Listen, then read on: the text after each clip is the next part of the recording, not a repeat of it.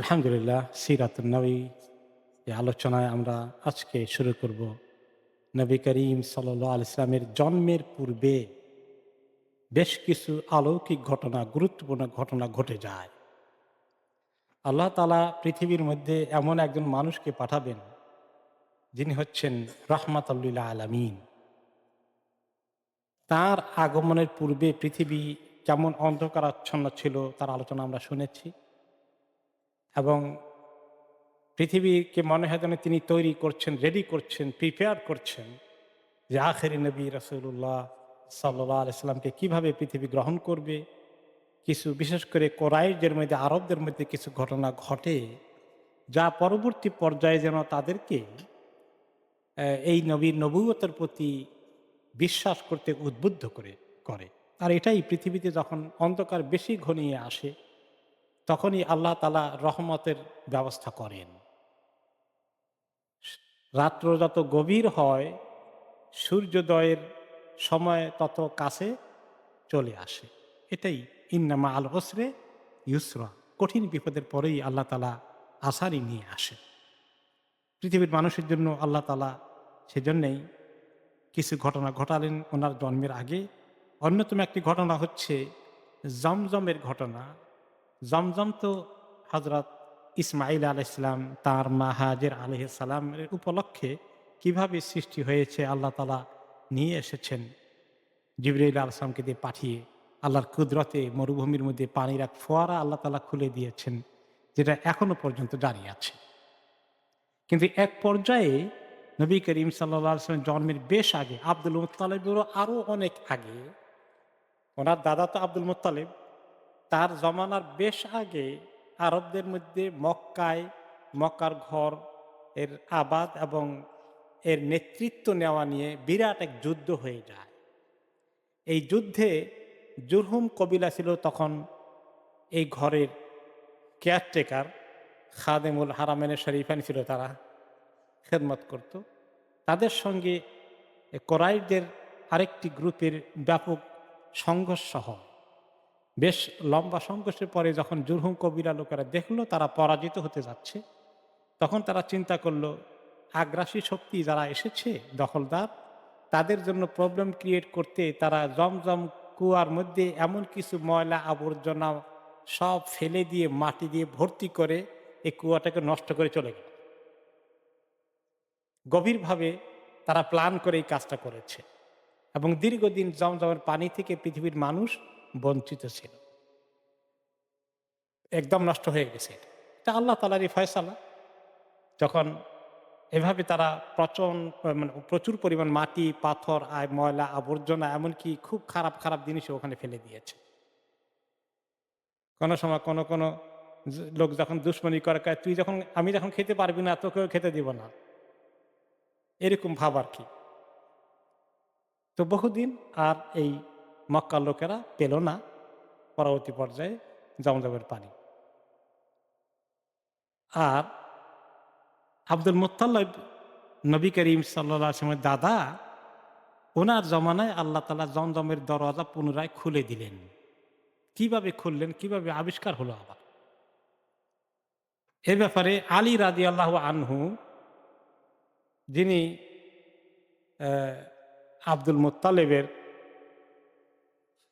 নাতি, আবু তালেবের ছেলে, উনি আব্দুল মুত্তালিব থেকে একটি গল্প করেছেন।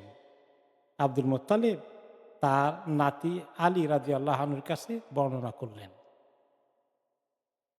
তো উনি বলেন যে আমাকে ছোট বয়সে আমার দাদা গল্প করেছিলেন কিভাবে জমজমের কূপ ওনার হাতে পুনরায় আবিষ্কার হলো। আব্দুল মুত্তালিব তিনি ঘুমিয়ে আছেন, ইন্নী লানা ইমুন, আমি ঘুমন্ত অবস্থায় আছি, ফিল হেজেরে, এবং ওই মাকামে ইব্রাহিমের পাশেই কাবার, ওখানে আমি শুয়ে আছি এক সময়। ঈদ আতানি আতিন, এবং শোয়া অবস্থা আমার ঘুম এসেছে, আমি দেখি যে আমার কাছে কেউ একজন আসলো, আমি ঘুমের মধ্যে আছি। ফাকাল আলী অহফুর তাইবাতান, আমাকে বলল যে খোঁড়ো ভালো একটা তাইবা, ভালো কুয়া, ভালো জিনিস, ওটা খোঁড়ো, খুঁড়ে বের করো। কলা কুলতু আমা তাইবা, আমি বললাম কি ভালো জিনিস, কি ভালো কুয়া, কোনটা ভালো, কোনটার কথা বলছেন? সুম্মা যাহাবা আন্নি, অতঃপর তিনি চলে গেলেন, যিনি আমাকে ফার্দার কিছু বললেন না তিনি। এভাবেই এই দিনের স্বপ্ন শেষ। পরের দিন আবার আমি শুয়ে আছি একই জায়গায়। ফানিমতু ফীহি ফাজাআনি ফাকালা উহফুর বাররাতান। এখন আমাকে বলল যে আপনি খোঁড়েন। ওকে, যে এটা এই বাররা মানে নেকির কাজ, যেটার মধ্যে নেকির জিনিস আছে, কল্যাণের জিনিস আছে, এটা খোঁড়েন। আমি বললাম কোথায়, কি খুঁড়বো, কোন জায়গায়? আর কিছু না, চলে গেল স্বপ্নটা। আবার থার্ড ডে, পরের দিন আবার ঘুমিয়েছি, একই খবর। উহফুরিল মাদনুনা, এই যে মাদনুনাকে খোঁড়েন, যেটাকে অনেক কষ্ট করে মানুষ হেফাজত করে দেয় না কারো কাছে, খুব সংরক্ষণ করে, এমন জিনিসটাকে খোঁড়েন, বের করেন। একই অবস্থা, প্রশ্ন করলাম, আবার চলে গেল। এরপরে পরের দিন আবার আমি ঘুমিয়েছি। তখন 3 দিন পরে এই দিনের স্বপ্নে বলা হচ্ছে উহফুর জামজাম, জমজম খুঁড়ে বের করেন। কুলতু ওয়ামা জামজাম। তখন তারা এই কয়েক শতাব্দীর আগের ঘটনা, তো তারা জমজম ভুলেই গেছে। তো জমজম কি জিনিস আবার? বলে যে এমন একটা পানি, লা তুনজাফু আবাদান, এই পানির ফোয়ারা কখনো বন্ধ হবে না। ওই যে খুঁড়েছে আব্দুল মোত্তালেব, এখন পর্যন্ত পৃথিবীর ইতিহাস কি বলে? একদিনের জন্য জমজমের পানি বন্ধ হয়েছে? সুবহানাল্লাহ, মুজিজা আল্লাহ তাআলা। ওকে, ওয়ালা তুজাম্মু, এই পানি কোনোদিন দোষযুক্ত হবে না, এই পানি কোনো সময় ক্ষতিকর হবে না। মাঝে মধ্যে গত প্রায় বছর 20 আগে পেয়েছিলাম জমজমের পানির ব্যাপারে নাকি রিসার্চ করে করে বললো যে এর মধ্যে আয়রনের পরিমাণ অনেক বেশি, ক্ষতিকর ইত্যাদি। নন মুসলিমদের পক্ষ থেকে একটা রিসার্চ বের হলো। খুব কিছুদিন এটা নিয়ে একটু লেখালেখি জাতীয় কিছু হলো, কিন্তু পরে আবার দেখা থেমে গেল। ওয়ালা তুজাম্মু, এটা কখনো ক্ষতিকর হবে না, এর মধ্যে কোনো দোষ পাওয়া যাবে না। তাসকিল হাজিজ আল আযম, এটা এই বড় বড় হাজিরা মানে বিশাল হাজিদের যে নাম্বার, সবাইকে খাওয়ানো যাবে। এত হাজি যা আসবে সবাই খেতে পারে কিনা, এখন তো কয়েক মিলিয়নও হয়। তারপরে কোন হাজি বলেছে না, হারে জমজমের কুয়ার পানি পেলাম না, শেষ হয়ে গেছে। সুবহানাল্লাহ, কি কুদরত আল্লাহ তাআলা। শুধু খায় নাকি, বাকেট ভর্তি করে কত পৃথিবীতে কি পরিমাণ সাপ্লাই হয়। তখন তিনি জায়গা দেখিয়ে দিলেন যে ওই জায়গায় খুঁজলে তুমি পাবে, ওই জায়গায় খুঁজলে পাবে। এখন এই যে এর মধ্যে কোনো ক্ষতিকর জিনিস নাই, ক্ষতিকর জিনিস নাই, বরঞ্চ তার ক্ষতিকর জিনিস না থাকলে কি আছে তার মধ্যে? উপকার আছে। জমজমের পানির কি উপকার আছে ওইখানে সংক্ষিপ্ত আকারে বলা হয়েছে, এর মধ্যে কোনো ক্ষতি নাই, কিন্তু মেসেজ আছে কি, এর মধ্যে অনেক উপকার, অনেক ফায়দা আছে। তো আব্দুল মোত্তালেব তো আর নবী না, এতটুকুনার ফায়দা ওনার কাছে ওহি আসে নাই, স্বপ্নে একটুখানি ওনাকে ইঙ্গিত দেওয়া হয়েছে মাত্র। কিন্তু আমাদের নবী মুহাম্মদ সাল্লাল্লাহু আলাইহি সাল্লাম জমজমের পানির অপূর্ব আহ, যে আহ, উপকার আছে, এর যে উপকারের সমাহার আছে, তিনি তার খবর দিয়েছেন। একটি হাদিসে এসেছে ইন্নাহা মুবারাকাতুন, ইন্নাহা তাআমু তুমিন, আরেক রিওয়ায়াতে আছে ওয়া শিফাউ সুকমিন। জমজমের পাবিত্র অত্যন্ত বরকতময়, বরকতওয়ালা পানি, বারাকা। কারো ক্ষুধা লাগলে এটা ক্ষুধা মিটিয়ে দেয়, খাবার না থাকলে। জমজমের পানি খেলেও মানুষ থাকতে পারবে। এর মধ্যে এই পরিমাণ নিউট্রিশন আছে যে খাবারের অভাবে যে মানুষের কষ্ট হয়, দুর্ভিক্ষ বা ক্ষুধায় মানুষের অপুষ্টি হতে পারে, জমজমের পানি সেটাকে কাভার করে ফেলে। আর ওয়া শেফা উসকমিন, মানুষের কোনো রোগ ব্যাধি হয়ে গেলে জমজমের পানি তারও উপকার করবে, ঔষধের মতো কাজ করবে। আর যে হাদিসে তিনি বলেছেন আর এর ব্যাখ্যা দিয়েছেন, মা উজামজাম, আগের হাদিসটি এসেছে সহিহ মুসলিমে, পরের হাদিসটি আসছে দার কুতনি, হাকিম, এবং হাদিসটি সহিহ। ইবনে আব্বাস রাদিয়াল্লাহু আনহুমা নবী করিম সাল্লাল্লাহু আলাইহি ওয়াসাল্লাম বর্ণনা করেছেন, মা উজামজাম লিমা শুরিবালাহ, যে জমজমের পানি যে উদ্দেশ্যে পান করা হয় সেই উদ্দেশ্য হাসিল হয়। কি কি উদ্দেশ্যগুলো হতে পারে? আপনি ধনী হবেন, সেই নিয়ে তো জমজমের পানি খেলে ধনী হবেন, ওই রকম না। তার ব্যাখ্যা দিয়েছেন তিনি, ইন শারিবতাহু লিতাস্তাশফিয়া শাফাক আল্লাহ। তুমি আল্লাহর কাছে শেফা পাওয়ার নিয়তে জমজমের পানি খেলে আল্লাহ তাআলা তোমাকে শেফা দান করবেন, রোগ মুক্তি দান করবেন। ওয়া ইন শারিবতাহু লাশাবাআকা লিশাবাইকা আশবাআকা আল্লাহ।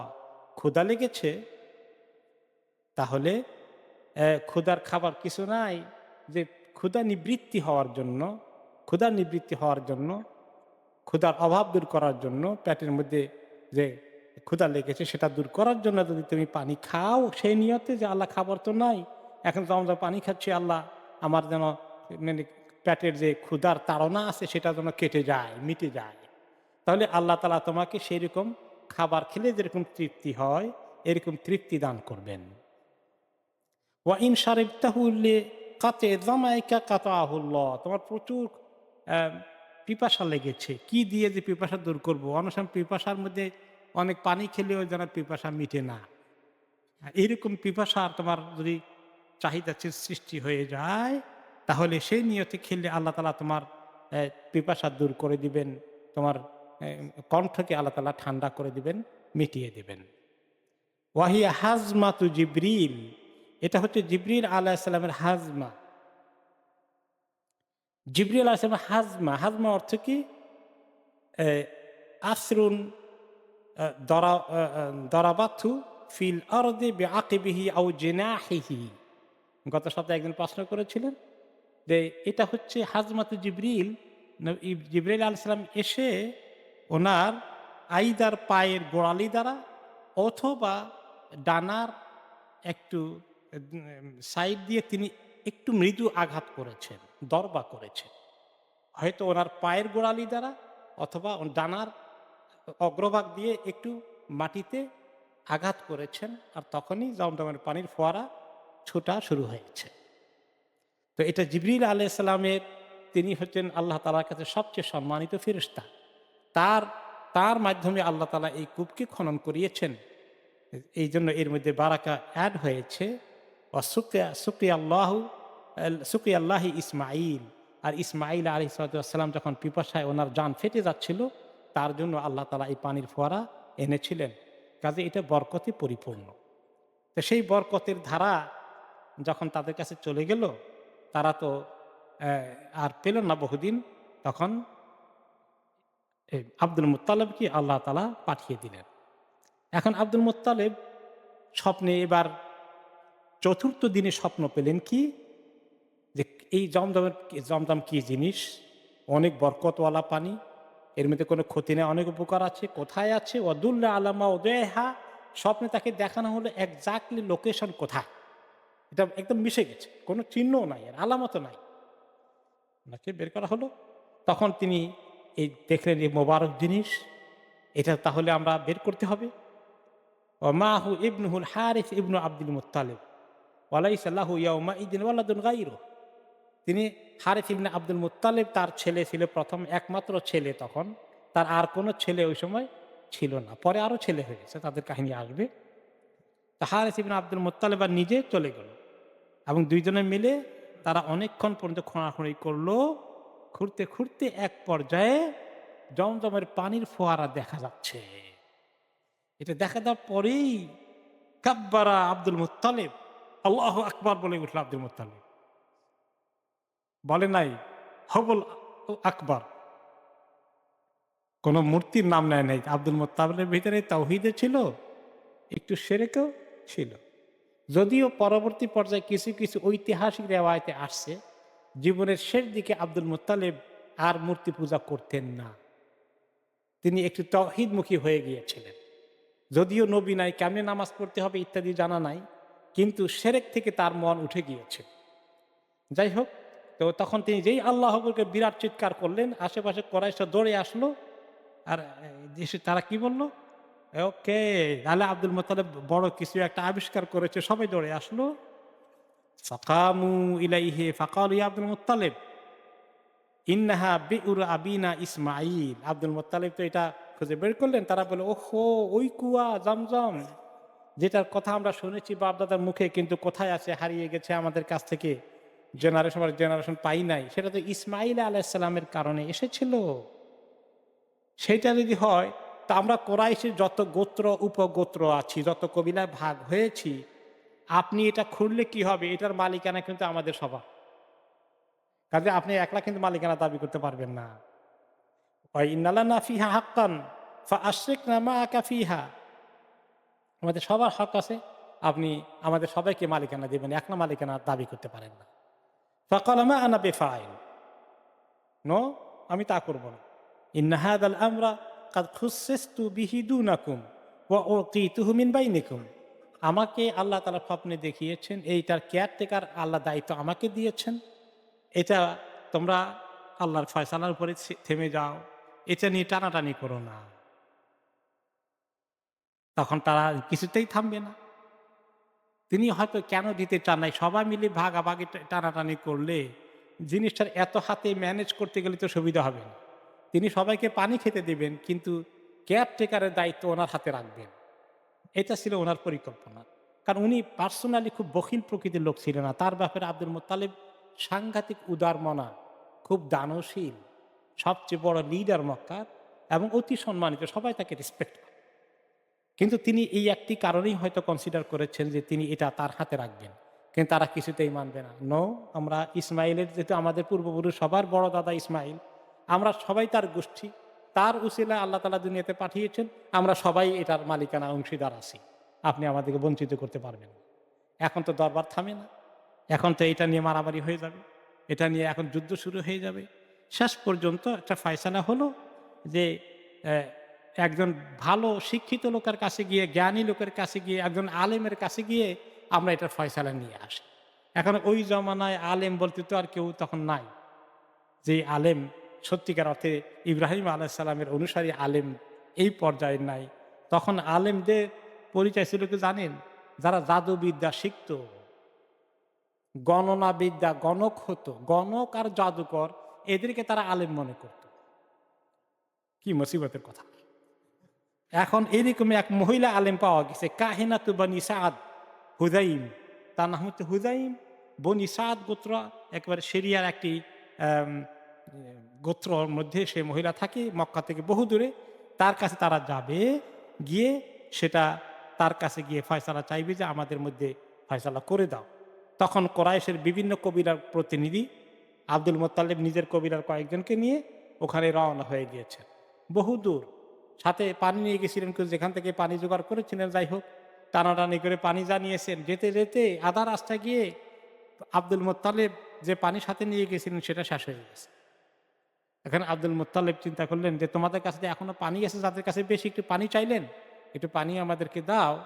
তো আমরা একটু তো পানি শেষ হয়ে গেছে, বলে তোমাদেরকে দিলে রাস্তা তো বাকি আছে, তখন আমাদেরটা শেষ হয়ে যাবে, তা আমরা তো আবার পিপাসায় মরবো, তাও দিবে না তারা।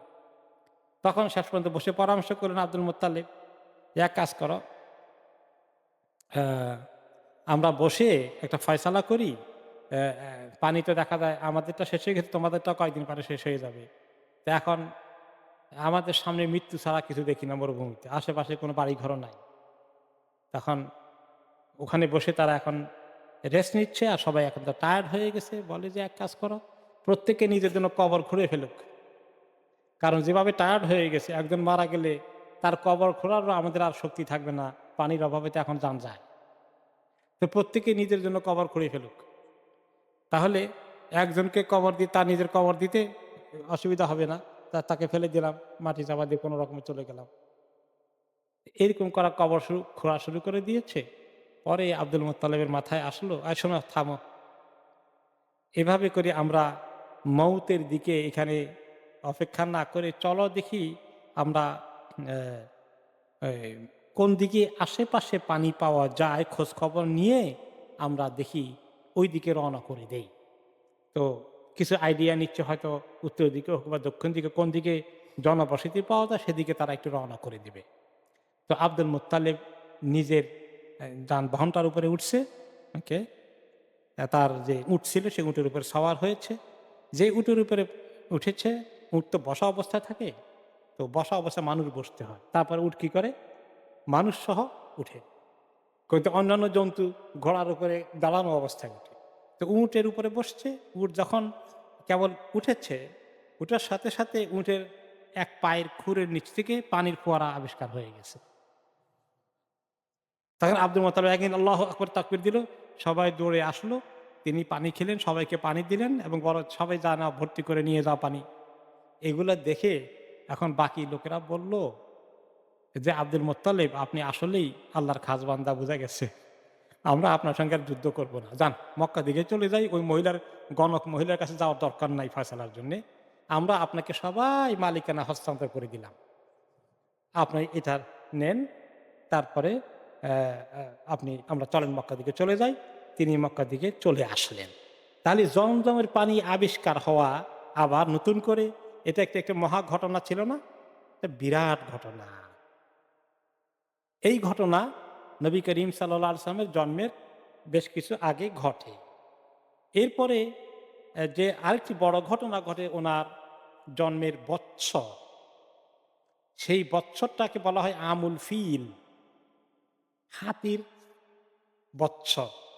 এই যে আসহাবুল ফিল, এই হাতির ঘটনা ওই বছর ঘটে। যে ঘটনাটা কোন সূরায় এসেছে? সূরা আল ফিল। আল্লাহ তাআলা কি বলেছেন? আউযু বিল্লাহি মিনাশ শাইতানির রাজীম। বিসমিল্লাহির রহমানির রহিম। আলাম তারা কাইফা ফাআলা রাব্বুকা বিআসহাবিল ফিল। হে নবী, আপনি কি দেখেননি আপনার রব হাতি বাহিনীর সঙ্গে, হাতিওয়ালাদের সঙ্গে কি ব্যবহার করেছেন? নবী করিম সাল্লাল্লাহু আলাইহি ওয়াসাল্লাম দেখবেন কেমনি? ওনার তো তখনও জন্মই হয়নি। তো আল্লাহ তাআলা বলেন, আপনি কি দেখেননি? তার অর্থাৎ এই ঘটনাটা এত সত্য। নবী করিম সাল্লাল্লাহু আলাইহি ওয়াসাল্লাম মায়ের পেট থেকে আসার পরে, একটু বড় হওয়ার পরে যখন ঘটনা শুনেছেন, সবার কাছে শুনেছেন, তাই না? এই ঘটনাটা একটা বাস্তব ঘটনা ছিল। যে ঘটনাটা এত সত্য ঘটনা, এটা দেখার মতো ঘটনা। অর্থাৎ আপনি কি জানেননি? শুনতে পাননি? বা আপনার পাশে যারা বড় আছে, এ এখন যারা দেখেছে ঘটনা, তারা কি দেখে নাই? সেই জন্য দেখার কথাটা ব্যবহার করা হয়েছে। আলাম ইয়াজআল কাইদাহুম ফি তাদলিল। সে আল্লাহ কি তাদের এই ষড়যন্ত্রকে, আল্লাহর ঘর ভাঙ্গার আব্রাহার ষড়যন্ত্রকে নস্যাৎ করে দেননি? ওয়া আরসালা আলাইহিম তায়রান আবাবিল। তিনি তাদের কাছে আবাবিল পাখি কি পাঠাননি? তারমিহিম বিহিজারাতিম মিন সিজ্জিল। এই পাখি তাদেরকে নিক্ষেপ করছে এমন পাথর দ্বারা, যেটা সিজ্জিল, আগুনের বারুদের মতো পাথর দিয়ে, ম্যাটেরিয়াল দিয়ে তৈরি। এইটা দিয়ে পাখিরা তাদের উপরে কি নিক্ষেপ করেনি কঙ্করগুলো? ফাজআলাহুম কাসফিম মাকুল। যে তিনি তাদেরকে শেষ পর্যন্ত এভাবে এই পাথর তাদের উপরে বর্ষিত হওয়ার পরে, পাথরের কারণে তারা কি হয়ে গেল? তাদের ভিতরে পাথর অ্যাকশন করে তাদেরকে মনে হয় একদম পিষে ফেলল। যেভাবে গরু এবং ছাগল ঘাস খাওয়ার পরে পেটের ভিতরে চলে গেলে যে জাবর কাটে বসে বসে, এইরকম ঘাসগুলো জাবর কাটা হয়ে গেলে গরু জবাই করলে নাড়ি বুড়ি খায় লোকেরা, তাই না? নাড়ি বুড়ি খাওয়ার জন্য পেট থেকে কি করে? ওই যে জাবর যেগুলো আছে পেটের ভিতরে বের করে দেয়, দেখছেন না কোনোদিন? খড়কুটাগুলো মনে হয় যেন একবার এরকম হয়ে গেছে। মানুষগুলো কি এইরকম করে ফেলেছিল পাথরগুলো, খালি মরে যায়নি, একদম হজম হয়ে গেছে মনে হয় যেন। সেই কাহিনী আল্লাহ তাআলা বললেন। ওকে। তো নবী করিম সাল্লাল্লাহু আলাইহি সাল্লাম এই ঘটনা জানেন। তিনি যখন হুদায়বিয়া থেকে রওনা হয়ে গেলেন, হাত্তা কানা ইদা বিসানিয়া আল্লাতী ইয়াহবিতু আলাইহিম মিনহা বারাকাত বিহা রাহিলাতুহু। হুম। ওনারা রওনা করে দিয়েছেন হুদায়বিয়া থেকে, ওই মক্কার দিকে আসবেন ওমরা করতে, মনে আছে তো? কিন্তু এক পর্যায়ে হুদায়বিয়া যখন এসে থামলেন, উট আর সামনের দিকে যায় না, উট বসে গেছে। আল্লাহর হুকুম নাই সামনের দিকে যাবে, আর কারণ তারা যুদ্ধ করার জন্য রেডি হয়ে আসছে। এই মুহূর্তে আল্লাহ তাআলা যুদ্ধ করতে চাচ্ছিলেন না। মক্কা থেকে যখন ওনারা মদিনা থেকে ওমরা করতে গেছিলেন নবী করিম সাল্লাল্লাহু আলাইহি ওয়াসাল্লামের সময়, তখন সবাই দৌড়ে আসে, উঠকে বলছে যে, হাল হাল, মানে তুমি উঠো উঠো, তুমি তুমি কি করো? চলো, হাঁটতে থাকো, সামনে যাও। তারপরে শেষ পর্যন্ত উঠতে আর যায় না। ফাকালু খালাতিল কাসওয়া, যে কাসওয়া তো এবারে গিভ আপ করে ফেলছে, কাসওয়া আর যাবে না, কাসওয়া ওনার উটের নাম। فقال النبي صلى الله عليه وسلم ما خلعت القصوى وما ذاك لها بخلق ولكن حبسها حابس الفيل। এই উট তো নিজের ইচ্ছায় থেমে যায়নি, যাত্রা বন্ধ করেনি। যে আল্লাহ হাতিকে থামিয়ে দিয়েছিলেন, ওই ফিলের বৎসর আব্রাহার হাতিকে, সে আল্লাহ উটকে থামিয়ে দিয়েছেন, সে আর সামনে যাবে না। তোমরা যতই চেষ্টা করো টেনে নিয়ে তাকে নিতে পারবে না। হাতিকে আল্লাহ কিভাবে থামিয়ে দিলেন সেটা হচ্ছে আব্রাহার ঘটনা। আব্রাহার ঘটনা হচ্ছে এই আব্রাহা আল আশরাম তার নাম। সে অরিজিনালি হাবাসা, ইথিওপিয়ার লোক, যা লোহিত সাগরের আরেক পারে আফ্রিকা। এই পারে হলো ইয়ামান, ওই পারে হলো আফ্রিকা। এখন তারা এক পর্যায়ে ইয়ামান দখল করলো এই বাদশাহ, এবং সেই বাদশাহ ইয়ামান দখল করে সেটা শাসন করলো, এবং সানাআ যে শহর এখনো আছে ইয়ামানের ক্যাপিটাল, সেটাকে সে রাজধানী বানালো। বানিয়ে সে একটি বিশাল গির্জা বানালো। সে ছিল খ্রিস্ট ধর্মের অনুসারী, খ্রিস্টান। একটা বিরাট গির্জা বানালো, এবং তার অ্যাম্বিশন হলো গোটা আরব জাতিকে এই খ্রিস্টীয় ধর্মে দীক্ষিত করা, ইব্রাহিম আলাইহিস সালামের অনুসারীদেরকে সেদিকে নিয়ে যাওয়া। যদি অনুসারীরা শিরক মধ্যে আছে, খ্রিস্ট ধর্মেও শিরক আছে, তখন তিন খোদার অস্তিত্ব আবিষ্কার করেছে। সে বিরাট একটা গির্জা বানালো, নাম দিল আল কোল্লাইস, এই গির্জার নাম। এবং সেটাকে সে এত শান শওকত করে বানালো, মরমর পাথরের, সাদা মার্বেল পাথর দিয়ে, এরপরে দামি কাঠ ব্যবহার করে, সোনার প্রলেপ দিয়ে, হ্যাঁ, এই বিশাল এক শানদার গির্জা বানালো। বলল যে আরবের লোকেরা তো সবাই হজ করতে এই মক্কাতে যায়, এটা যাওয়া বন্ধ করে দিবে, তার চেয়ে শানদার ঘর বানিয়েছে আমি, সমস্ত আরবের লোকেরা যেন এখানে হজ করতে আসে। এখন থেকে মক্কার হজ খালাস, বন্ধ। এই তারপরে দেখলো যে না, এটা তো লোকেরা শুনে না। এরপরে শেষ পর্যন্ত সে যখন এই ঘর বানালো এবং লোকদেরকে বাধ্য করলো, ওকে, তখন সে ওখানে এটার জন্য প্রচেষ্টা চালাচ্ছে। কোরাইশ বংশের লোকেরা খুব নাখোশ হয়ে গেল যে এতদিন ধরে আমাদের এই যে সম্মানিত ঘর, এই ঘরের সম্মান তো সে কেড়ে নিবে, ছিনিয়ে নিবে। তাকে কাজেই তার সঙ্গে যুদ্ধ করার শক্তি নাই। কিন্তু একজনের মাথায় বুদ্ধি আসলো, রাতের বেলা অন্ধকারে কোনো রকম ওই ঘরের ভিতরে গিয়ে ঢুকে ওখানে মলমূত্র ত্যাগ করে আসলো। ঘরের ভিতরে তার শানদার ঘরের মাঝখানে গিয়ে মলমূত্র ত্যাগ করে এসেছে। মলমূত্র ত্যাগ করা বুঝছেন তো? ওইখানে এই কাজ করে আসলো। ওকে, রাইট। যাই হোক, তখন সে চিন্তা করলো যে এই ঘরের লোকদেরকে আমি শায়েস্তা করব। মক্কার লোকেরা আসছে, সে খবর নিয়েছে, তার গোয়েন্দা দ্বারা কনফার্ম হয়েছে যে মক্কার থেকে এক কোরাইশ বংশে এক লোক এসেছে, এই কাবা ঘরের সম্মান নষ্ট হচ্ছে বিদায় সে আর সহ্য করতে পারেনি। এখন সে সিদ্ধান্ত নিল। তার আগে অবশ্য ওকে, সে ঠিক আছে, তাই সিদ্ধান্ত নিল।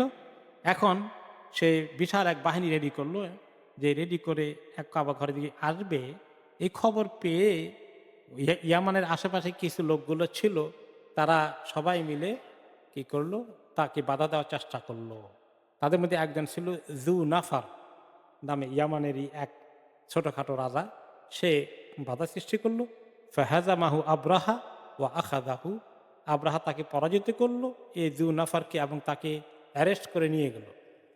ফাল্লাম্মা উতিয়া বিহি কল আল্লাহ জু নাফার, যখন তার কাছে ধরে নিয়ে যাওয়া হলো এবং তাকে হত্যা করার নির্দেশ দিবে, আব্রাহা নির্দেশ দিল, তখন সেই জু নাফার, এই স্থানীয় ইয়ামানের আরব বাসিন্দা রাজা বলল, লা তাকতুলনি ফাইন্না ইস্তিবকাই খায়রুন লাকা মিন কাতলি, আমাকে রেখে দেন জীবন্ত আপনার পাশে, আমি আপনার কোনো কাজে লাগতে পারি। আমাকে হত্যা করে আপনার লাভ কি হবে, বরঞ্চ আমাকে ব্যবহার করলে কিছু উপকারও পাবেন। ফাস্তাবকাহু আও সাকাহু, অতঃপর তাকে সে হত্যা করলো না, বন্দি করে রেখে দিল, তার কাছে দেখি না সে কোনো কাজে লাগে নাকি। সুম্মা খারাজা সাইরান ইউরিদুল কাবা, অতঃপর মক্কার দিকে, কাবার দিকে রওনা হয়ে গেল তার বাহিনী নিয়ে।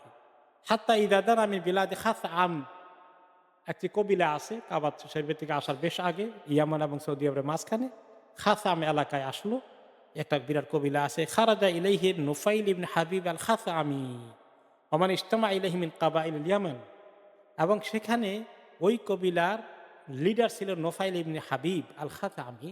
সে এলাকার লোকদেরকে ইউনাইটেড করে এই আব্রাহার মক্কা অভিযান বন্ধ করার জন্য তার মোকাবিলা করতে প্রস্তুত হয়ে গেল, সামনাসামনি মোকাবিলা করলো, যুদ্ধে এগিয়ে আসলো।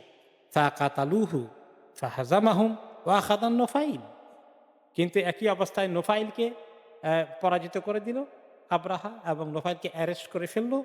যখন তাকে নিয়ে আসা হলো, তাকে হত্যা করার নির্দেশ দিল নোফাইল, আব্রাহা। কিন্তু নোফাইল বলল, আইয়ুহাল মালিক ইন্নী আলিমুন বি আরদিল আরব ফালা তাকতুলনি, যে শোনেন বাদশাহ, আপনি তো আরব দেশে আসছেন, অরিজিনাল তো হাবাসার বাসিন্দা, এখন মক্কা যাবেন, এই সমস্ত পথ টথ কিচ্ছু তো আপনি চিনেন না, আমাকে হত্যা না করে আমি আপনাকে দরকার হলে হেল্প করব, আপনি আমাকে এগুলো চিনবেন না কিছু, আমি পথ চিনিয়ে দেওয়ার ব্যবস্থা করবে।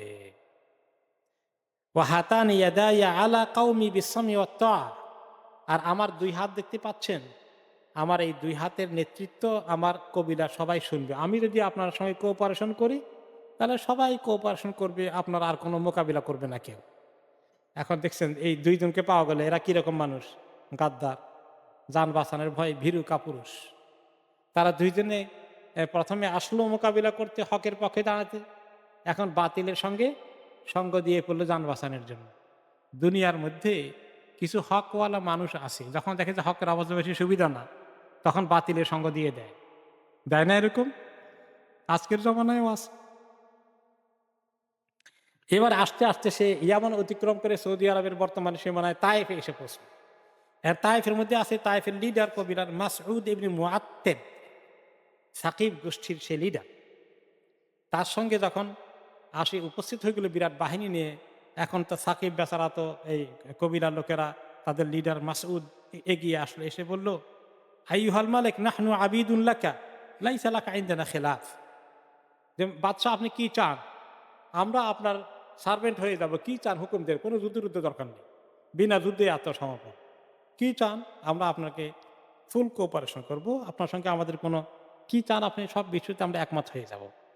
ওয়ালাইসা বাইনানা ওয়া বাইনাকা আল্লাযী তুরিদ, হ্যাঁ, ইয়ানুন আল্লাত ইন্নামা তুরিদুল বাইতাল্লাযী বিমাক্কা নাহনু নাবআসু মাআকা মিন মান ইয়াদুল্লুকা আলাইহি, বলে যে আপনি তো মক্কা যাচ্ছেন, যেটা লাতের ঘর, লাত মানাত আছে যে আল্লাহর ঘর, এটাও বিশ্বাস করে না, ওখানে লাত মানাত হলো মক্কাওয়ালাদের বা লাত, বলে যে আমাদের যেটা আছে, এই আমাদের মাবুদে আপনি গায়ে কোনো হাত দিবেন না আশা করি, তাদের যে মূর্তি আছে, আর লাতকে ধ্বংস করে ফেললে আমাদের অসুবিধা নেই, আমরা আপনার সঙ্গে আসি, বরঞ্চ আপনার সঙ্গে ওই তায়েফ থেকে সামনের রাস্তা কিভাবে কোনখান দিয়ে সুবিধা হবে, এটার জন্য একজন আমরা আপনাকে দলিল পাঠিয়ে দিব যে আপনাদেরকে রাস্তা দেখিয়ে দিবে।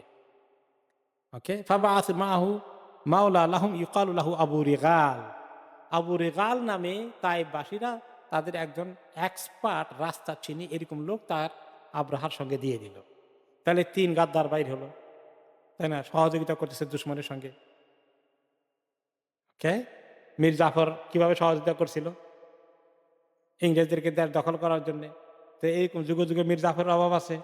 অভাব নেই। ওকে, ফাখারাজা মাহুম হাত্তা ইদা কানা বিল মুগাম্মিস মাতা আবু রিগাল। ওকে, মক্কা আসার আগেই আবু রিগালের উপর আল্লাহর অভিশাপ হয়ে গেল, সে ওখানে মারা গেল, আর পথ দেখানো লাগলো না। ওয়াহু আল্লাহ দিরাজামা রুজবা কাবরুহু, আর ওই তখন মক্কার লোকেরা আব্রাহার ঘটনার পরে মক্কা থেকে তায়েফ আসতে, তায়েফ থেকে মক্কা যদি এই রাস্তা দিয়ে পার হয়ে যেত, যতবার রাস্তা দিয়ে পার হতো এর কবরের মধ্যে খালি পাথর নিক্ষেপ করতো আর লানত করতো যে আব্রাহাকে রাস্তা দেখিয়েছিল। ওকে, তারপর আব্বাসা আব্রাহা মিনাল মুগাম্মিসি রাজুলান ইউকালু লাহুল আসওয়াদ ইবনে মাকসুদ আলা মুকদামাতি খাইলিহি। এখান তো তারা অনেকখানি মক্কার কাছে এসে গেছে তায়েফ থেকে। ওই সময় এই মুগাম্মিস এলাকা থেকে আব্রাহা একটি লোক, তার নাম হল আসওয়াদ ইবনে মাকসুদকে সামনে একটু ঘোড়ার একটা ছোট্টখাটো ট্রুপ তৈরি করে দিয়ে ঘোড়ার বাহিনী, অশ্ব বাহিনী নেতৃত্বে সামনের দিকে পাঠিয়ে দিল।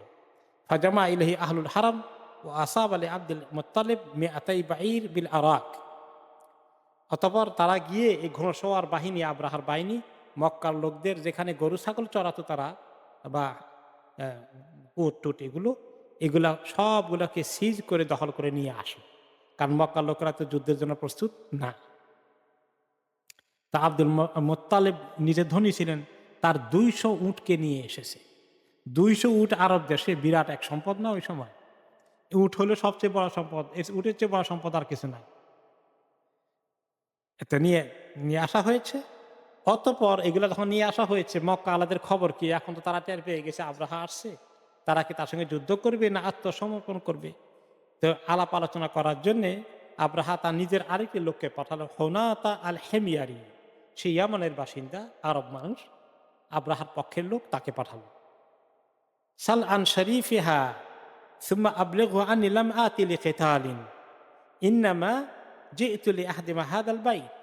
তাদেরকে গিয়ে তুমি বলো, তাদের যে লিডার আছে মক্কার, যে আমি যে আসছি বাহিনী নিয়ে, আমার উদ্দেশ্য তোমাদের সঙ্গে যুদ্ধ, বিগ্রহ, রক্ত, খুনাখুনি কিচ্ছু আমার টার্গেট না, কিচ্ছু আমার উদ্দেশ্য না।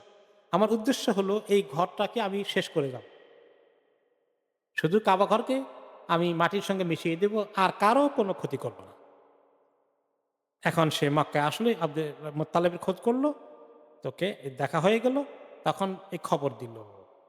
ওকে, তো ওকে, আব্দুল মোত্তালেব তখন বলল, আচ্ছা এই খবর শুনে সে যুদ্ধ করবে না, আমাদের ব্যাপারে তার কোনো দুশ্মনী নাই, কেউ যেন আপনাদের ব্যাপারে কোনো দুশ্মনী নাই। তখন সে বলল, অসুবিধা নাই, তাহলে সানুখাল্লি বাইনাহু ওয়া বাইনাল বাইত, তার মধ্যে আর আল্লাহর ঘরের মধ্যে আমরা ছেড়ে দেব। ফাইন খালা আল্লাহু বাইনাহু ওয়া বাইনাহু ফাওয়াল্লাহি মা লানা বিহি কুওয়া। আল্লাহ যদি নিজেই তাকে চান্স দিয়ে দেন মক্কার ঘরকে নষ্ট করার জন্য, ধ্বংস করার জন্য, তাহলে আল্লাহ যদি অ্যালাউ করেন, তা আমরা ঠেকাবো কেমনে? কাজেই আমরা বাধা দেব না, আমরা এই ব্যাপারে কোনো যুদ্ধের জন্য প্রস্তুত না। এটা আল্লাহর ঘর, আমাদের বিশ্বাস আছে, দেখা যাক আল্লাহ তাআলা এটা নিয়ে কি করে। এরপরে খারাজা মাআহু, অথবা তাকে বলা হলো যে আপনি চলেন, আপনি আমাদের আব্রাহার সঙ্গে দেখা করেন, উনি আপনাকে দেখতে চেয়েছেন, আলাপ আলোচনা করে একটা সুন্দর ঐক্যমতে পৌঁছার জন্য। তখন সেখানে আসলো।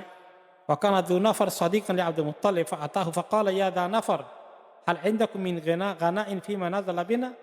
ওইখানে এসে দেখে ওই যে যু নফর আসছিল, ইয়ামানে যে যুদ্ধ করতে এসেছিল, কার সাথে, কার বাধা দিতে আসছিল? আব্রাহার বাধা দিতে আসছিল, ইয়ামানের স্থানীয় শাসক। পরে তো সে আব্রাহার সঙ্গে একমত হয়ে বলে যে আমি আপনাকে হেল্প করবো, চলেন, নিজের যান বাঁচানোর জন্য। ওইখানে আব্দুল মোত্তালেব এসে দেখে যে দু নফর ওখানে আছে। দু নফরের সঙ্গে আব্দুল মোত্তালেবের পরিচয় আছে, কারণ আব্দুল মোত্তালেব মক্কার লিডার, আর দু নফর ইয়ামানের ওই এলাকার লিডার। তাদের মধ্যে যোগাযোগ আছে, আর তাদের মধ্যে বন্ধুত্ব আছে, একটা সম্পর্ক আছে।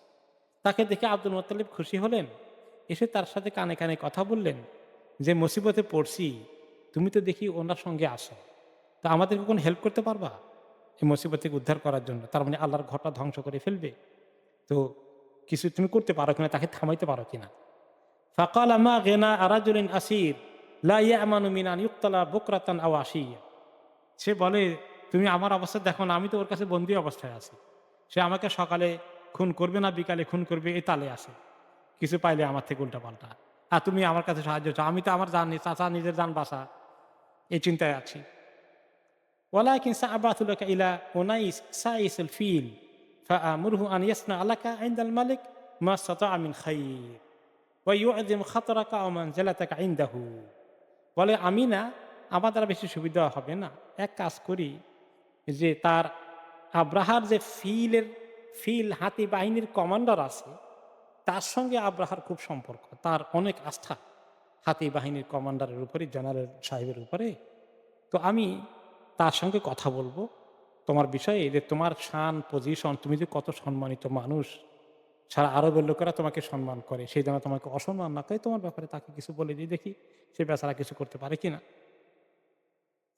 ওকে, তারপরে আনিসের কাছে নিয়ে বললো, দেখো এই সাইদ কোরাইশদের লিডার, সাহিব ইরে মাক্কা, যে তোমার আন্ডারে যে আরেক ঘোড়ার বাহিনীর লিডার গিয়ে তো এই বেচারা সব উটগুলো নিয়ে আসছে, এই উটের মালিক হলেন ইনি। আর এই লোকটা অনেক গুণ আছে, আল্লাহ সাফিস সাহাল অহু সাফিল জিবাল। ওকে, যে ব্যক্তি মানুষকে খাওয়ায়, এমনকি পশু পাখিকে, জানোয়ারগুলোকে খাওয়ায়।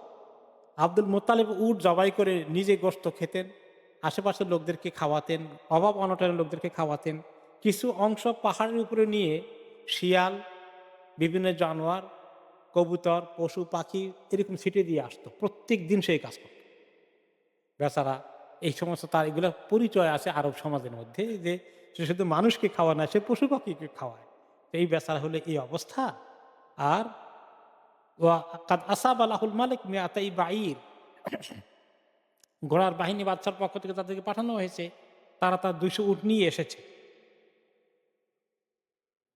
ফাইন ইস্তাতাআতা আন তানফাআহু ফানফাআহু ফাইন্নাহু সাদিকুল লি।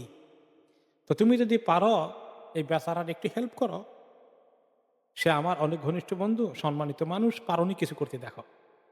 তা আনিস, যে কমান্ডার হাতি বাহিনীর, সে আব্রাহার সঙ্গে দেখা করতে গেলো এই খবরটা নিয়ে, এবং তাকে নিয়ে গেল, এই আব্দুল মোত্তালিবকে নিয়ে গেল। বললো যে এই যে নিয়ে আসছি সাইয়্যিদ কোরাইশ, কোরাইশদের বড় লিডার, সাহিব ইর মক্কা, মক্কার মানে বাহিনীর তিনি লিডার, তার উটগুলো তার। আর সেইভাবে মানুষকে পশুকে সব কিছুকে খাটায়। ওকে, ওয়ান্নাহু আহাব্বা আন তা'দানা লাহু, আর তিনি চাচ্ছেন আপনার সঙ্গে দেখা করে কথা বললে আপনি যদি মোটামুটি তাকে ভালো ট্রিটমেন্ট করেন, তাহলে সে আপনার সঙ্গে একটা অ্যাপয়েন্টমেন্ট চায়। ফাকাদ জাআকা গায়রু নাসিবিন লাকা ওয়ালা মুখালিফুন আলাইকা, সে আপনার সঙ্গে কোনো খারাপ উদ্দেশ্য নিয়ে, দুরভিসন্ধি আপনার সঙ্গে যুদ্ধ করতে, আপনাকে হত্যা করতে, এরকম কোনো মিশন নিয়ে আসে নাই, জাস্ট আপনার সঙ্গে একটা ভিজিট করতে চায়। ওকে, তাকে পারমিশন দেওয়া হলো।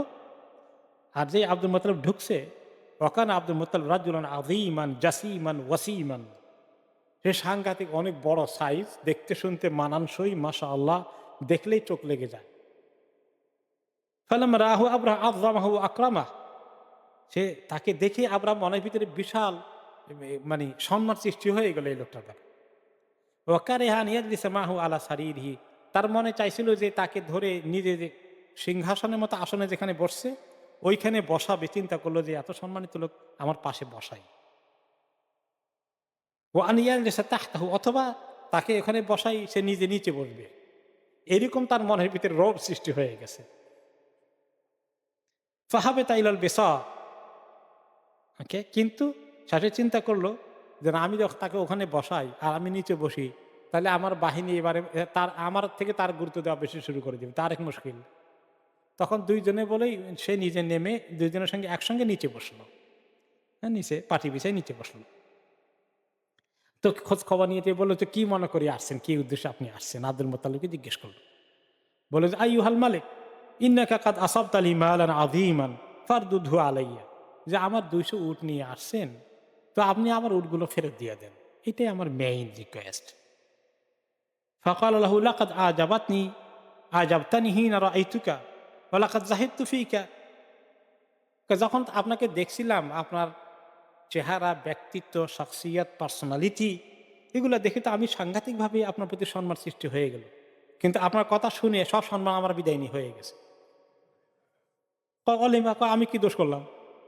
قال جئت إلى بيت هو دينك ودين آبائك وعصمتك ومنعتكم لأهدمه فلن تكلمني فيه وتكلمني في 200 بعير لك, যে আমি আসছি আপনার এই যে ঘর কাবা আছে, যেটা আপনাদের দিন কেন্দ্র, আপনার বাপ দাদা ইব্রাহিম ইসমাইলের কাহিনী তার সঙ্গে জড়িত, আপনার এটার কেয়ারটেকার সারা জীবন করে আসছেন, সেই ঘর চূর্ণ বিচূর্ণ করতে এসেছি, সেইভাবে একটা কথাও বললেন না, খালি নিজে 2টা উটের চিন্তায় আছেন। আপনি এত ছোট লোক, আমি তো চিন্তা করি নাই। قال أنا رب هذه الإبل ولهذا البيت رب سيمنعه, যে আমি তো উটের মালিক, এই ঘরের মালিক আরেকজন আছেন, তিনি যদি চান রক্ষা করতে তিনি রক্ষা করতে পারবেন, ওইটার দায়িত্ব আমার নাই, ওটা চিন্তাও আমি করি না। قال فما كان يمنعه مني, কাজে ও তোমার ঘরের মালিক যিনি আছেন তিনিও আমাকে ঠেকাইতে পারবেন না। কে বলছে? Abraha. قال فأنت وذاك. So this is the pride and arrogance, তাই না? যারা দুনিয়ার মধ্যে বড় শক্তিশালী কোনো কিছুর শক্তির অধিকারী হয়ে যায়, পরাশক্তির অধিকারী, সুপার পাওয়ার হয়ে যায়, তারা দুনিয়াকে আর কেয়ার করে? কিচ্ছু কেয়ার করে না। তো সে তখন সুপার পাওয়ার, সে কেয়ার করলো না। তো আব্দুল মোতালেব তখন বলেন ফা আনতা ওয়াদাক, কয় ঠিক আছে, এটা আপনার মধ্যে আর ঘরের মালিকের মধ্যে হোক, ওটা আমার দায়িত্ব না, ওটা আমি তার উপরে ছেড়ে দিলাম। তারপরে তার উটগুলো ফেরত দেওয়া হলো। অক্টোবর উট নিয়ে ফেরত আসেন আব্দুল মোত্তালেব মক্কার মধ্যে, খবর দিলেন কোরাইশদেরকে যে এখন তোমরা এক কাজ করো। তার মনে আসছে যে আল্লাহ কিছু একটা করবেন, ঘটাবেন, কাজে তোমরা এই শহর ছেড়ে তার মোকাবিলার দরকার নেই, পাহাড়ের চূড়ায় নিরাপদ আশ্রয়ে চলে যাও, তোমাদের ছেলে মেয়েকে নিয়ে শহর ছেড়ে দাও। কারণ আল্লাহর গজব যদি আসে এই শহরের যখন আক্রমণ করবে, তখন তো গজব তো আবার চতুর্দিকে ছড়িয়ে দিতে পারে, কাজে তোমরা সেফ সাইডে চলে যাও। এরপরে আসবাহা আব্রাহা বিল মাগমাসে কাত্তাহাইয়া আলী দুহুল, মাগমাস এলাকায় আসলো, সে এখন রেডি, এবার অ্যাটাক করবে। ও আবা আজাইশাহু ও কাররাবা ফিলাহু ও হামালা আলাইহি মা আরাদান ইয়াহমিল ওয়া হুয়া কাইম। এরপরে সে উঠলো এখন সমস্ত বাহিনী রেডি, সে বড় হাতির উপরে সওয়ার হবে। এখন হাতিকে উঠানোর জন্য হাতির যে মাহুত আছে তাকে নিয়ে আসা হলো। এখন হাতি তো আর উঠে না, কিন্তু উঠছে। উঠার পরে আব্রাহা বসছে, বসার পরে হাতিকে এখন মুভ করার জন্য মক্কার দিকে, কাবার দিকে পুশ করা হচ্ছে। ওয়াকাদান ইয়াজুমা ইলাল আরদি ফায়াবরুক, কিন্তু বেশি যখন ধাক্কাধাক্কি করে, ঠেলাঠেলি করে, তখন হাতি বসে যায়। ফাদারাবুহু বিল মাওয়ালি ফি রাসিহি, এমনকি হাতির মাথার মধ্যে একটা হাতুড়ি দিয়ে পিটাই দিল, পিটাতে যে হাতিকে ঠেলার জন্য, কিন্তু কোন রকমে হাতি যায় না। এবারে যখন আবার এটাকে দেখা যায়, এটা হাতি কি তার পা অবশ হয়ে গেছে, কি চলতে পারে না নাকি, হাতিকে আবার ইয়ামানের দিকে যখন ঘুরাই দিল, এখন তো হাতি চলা শুরু করে দিছে, উত্তর দিকে, দক্ষিণ দিকেও, সব তিন দিকে যায়, কিন্তু মক্কার দিকে যায় না, কাবার দিকে যায় না। এভাবে করতে করতে তারা যখন এই হাতিকে এরকম অত্যাচার করছে তীব্রভাবে আর হয়রান হয়ে যাচ্ছে, এই জায়গাটার নাম কোন জায়গায় মুহাম্মাস আছে, কোন জায়গায় আছে ওয়াদি আল মুহাসসা।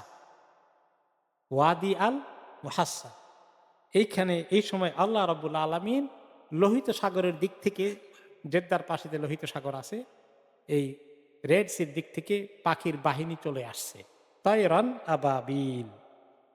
হ্যাঁ, এই ছোট পাখিগুলোর সাইজ খুব বেশি বড় নয়, চড়ুই পাখি থেকে আর একটু বড়।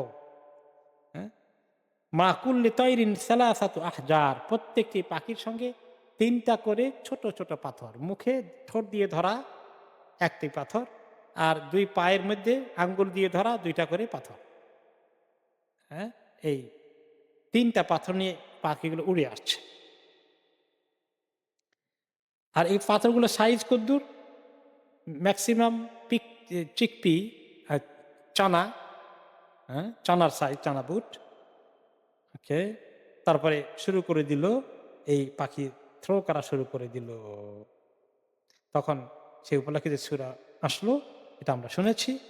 এরপরে কিছু লোক ওইখানেই মারা গেল, একেবারে তারা মানে ওই যে কাসফে মাকুল হয়ে গেল। আর কিছু লোক সঙ্গে সঙ্গে মারা যায়নি, তারা কিছুটা আহত হয়ে সবগুলো এখন রণে ভঙ্গ দিয়ে ইয়ামানের দিকে রওনা করে দিল। আব্রাহা নিজেও তাৎক্ষণিকভাবে মরে যায়নি, তার শাস্তি আর একটু লম্বা করার জন্য আল্লাহ তাআলা তাকে আহত অবস্থায় ইয়ামানের দিকে সে ফিরে গেল। ইয়াতাসাকাতুনা ফি কুল্লি বালাদ, পথে পথে আসতে আসতে, যেগুলো মারা গেল তো মারা গেলেই ওখানে, বাকিরা পথে ফিরতে ফিরতে রাস্তার মধ্যে কিছুক্ষণ পরে পরে কিছু পড়ে যাচ্ছে, মরে যাচ্ছে, পড়ে যাচ্ছে, মরে যাচ্ছে, এভাবে আসতে আসতে ওকে আব্রাহার শরীর এমন হয়ে গেল, সে আসলো ঠিকই, কিন্তু তার এই আঙ্গুলের নখ পড়ে গেল, পরে আঙ্গুল পড়ে যাচ্ছে, এরপরে তার মুখে দিয়ে কাশি আসছে, রক্ত আসছে, আস্তে আস্তে এরকম অবস্থায় সে ইয়ামানে পৌঁছতে পৌঁছতে, শুকাতে শুকাতে পাখির মতো নিজেই হয়ে গেছে। মানে শেষ পর্যন্ত সে মারা গেল। এই ঘটনা ঘটছে নবী করিম সাল্লাল্লাহু আলাইহি ওয়াসাল্লামের জন্মের কয়দিন আগে জানেন? বেখামসিন আও বেখামসিন ওয়া খামসিনা ইয়াওমান, 50 দিন অথবা 55 দিন আগে এই ঘটনাটা ঘটে। 55 দিন আগে অথবা 50 দিন আগে এই ঘটনা ঘটে, কিছুদিনের মধ্যেই আব্রাহা মানে হালাক হয়ে গেল। এই ঘটনার মধ্যে অনেকগুলো শিক্ষা। কি কি শিক্ষা আছে? 1 নম্বর হচ্ছে আল্লাহ তাআলার এই যে ঘর, এই ঘরের দায়িত্ব আল্লাহ তাআলা নিজে নিয়েছেন এবং এই ঘরওয়ালাদেরকে আল্লাহ তাআলা নিজে নিরাপত্তা দিবেন। এমনকি তারা কাফির মুশরিক, এত মূর্তির ইবাদত করা সত্ত্বেও তাদের নিরাপত্তা হয়ে গেল। ওমান দাখালাহু কানা আমিনা, যেই ব্যক্তি এই হারাম এরিয়া দখল ঢুকবে, প্রবেশ করবে, আল্লাহ তাকে নিরাপত্তা দিবেন।